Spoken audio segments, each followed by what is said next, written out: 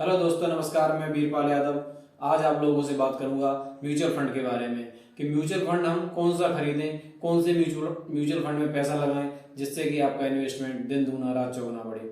इसके लिए कुछ चीजें हैं, कुछ पॉइंट्स हैं जिनके बारे में आज चर्चा करेंगे जिससे कि म्यूचुअल फंड में इन्वेस्ट करने के लिए बहुत हेल्प मिलेगी। आइए चलिए शुरू करते हैं। पहला पॉइंट है म्यूचुअल फंड क्यों चाहिए।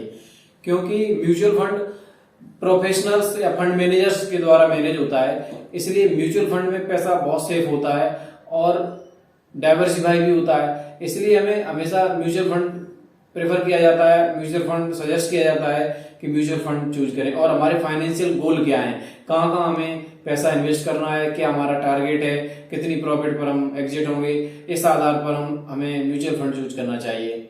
दूसरा पॉइंट है फंड टाइप, कि हमें कौन सा फंड चूज करना चाहिए। म्यूचुअल फंड में कई प्रकार के फंड होते हैं, उनमें से तीन मुख्य प्रकार हैं: इक्विटी फंड्स, डेट फंड्स और हाइब्रिड फंड्स। इक्विटी फंड्स में डायरेक्ट शेयर्स में पैसा इन्वेस्ट होता है, जिसकी वजह से ये थोड़ा ज्यादा रिस्की होते हैं।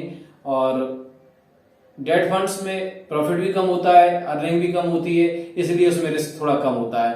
तो इस अपने रिस्क एपिटाइट के हिसाब से फंड चूज करना चाहिए कि किस म्यूचुअल फंड में आपको पैसा इन्वेस्ट करना है। अगला पॉइंट है फंड हाउस का चयन।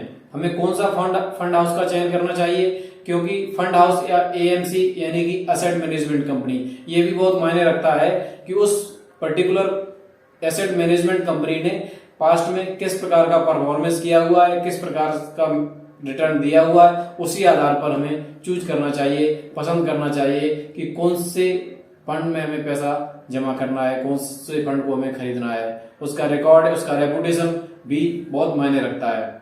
चौथा पॉइंट है एक्सपेंस रेशियो। एक्सपेंस रेशियो वो खर्चे होते हैं, वो एक्सपेंसेस होते हैं जो एसेट मैनेजमेंट कंपनी हम और आपसे फंड मैनेज करने के लिए चार्ज करती है।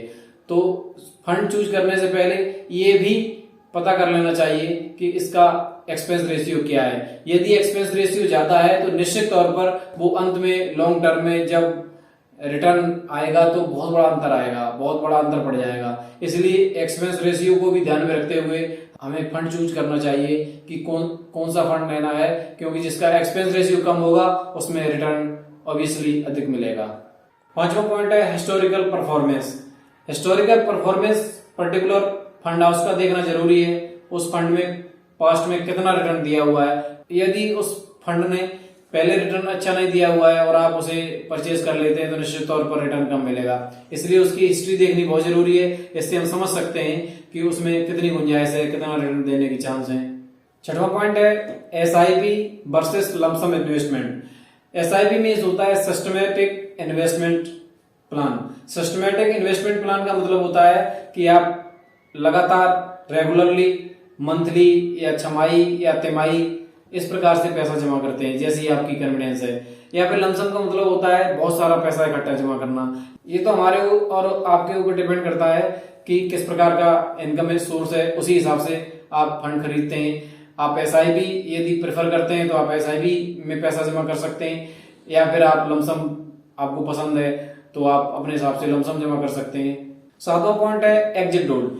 एग्जिट लोड भी लास्ट में बहुत मायने रखता है, क्योंकि यदि एग्जिट लोड उस पर्टिकुलर एएमसी का या उस फंड का ज्यादा हुआ तो अंत में रिटर्न में बहुत अंतर आएगा। इसलिए एग्जिट लोड पर भी ध्यान देना चाहिए। हम उस फंड को न खरीदें जिसका एग्जिट लोड ज्यादा है। कम एग्जिट लोड वाला फंड ही खरीदना सबसे ज्यादा सही रहता है।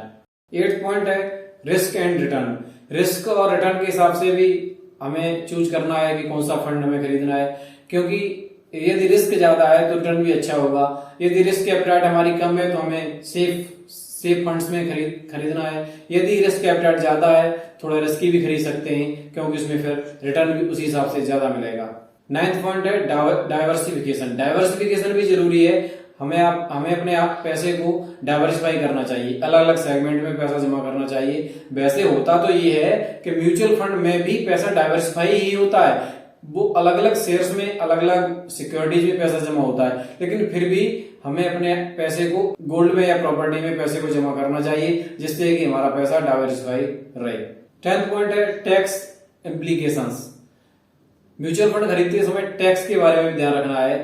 किन्हीं फंड्स पर टैक्स ज्यादा लगता है, जैसे कि ELSS फंड है उन पर टैक्स बहुत कम होता है, बस लॉक इन पीरियड थोड़ा 3 साल का होता है, उसमें आपका पैसा 3 साल के लिए लॉक हो जाता है, 3 साल तक आप नहीं निकाल सकते, लेकिन टैक्स फ्री होता है और उसमें आपको इनकम टैक्स में फायदा भी मिलती है।